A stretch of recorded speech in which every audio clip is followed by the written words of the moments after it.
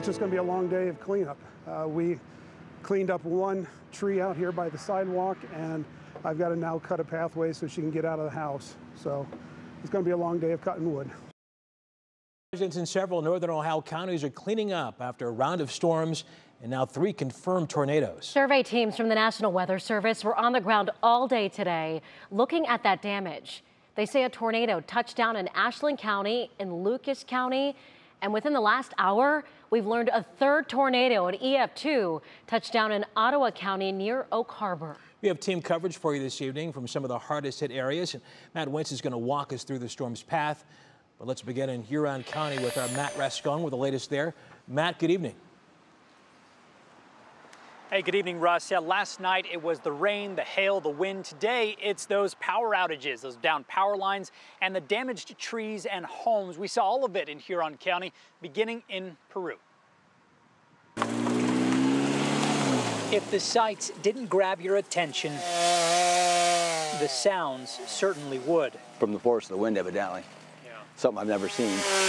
And that's saying a lot for a man who has spent his whole life in the small town of Peru. All of a sudden, you know, a lot of wind, you could hear cracking, and you could hear trees and some stuff snapping and stuff flying around. Today, the only cracking came from cleanup, and there was plenty of it to go around. So it tells me that there was a different wind than normal. Wind strong enough to bring down massive trees, power lines, even pieces of the Roswell's home in North Fairfield. My son was out back and he said, get in the basement, get in the basement. Chris and Kathy have been through plenty of storms over the years, but none they could remember that left their town looking like this. What the heck's going on? It's a tornado, I guess, you know, so.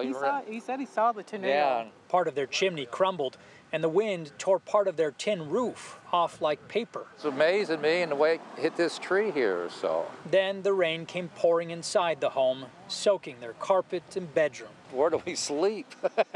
For now, the tarp will have to do, as they and others continue the hard work of cleaning up. Yeah, you really feel for the Roswells and their neighbors. Power is still out for them. They heard it could be days. Cleanup, of course, could be even longer than that. They and others we spoke to are just happy no one they knew was hurt, which is pretty incredible. Russ? Certainly incredible. Matt Rascon reporting for us live in Huron County. Thank you.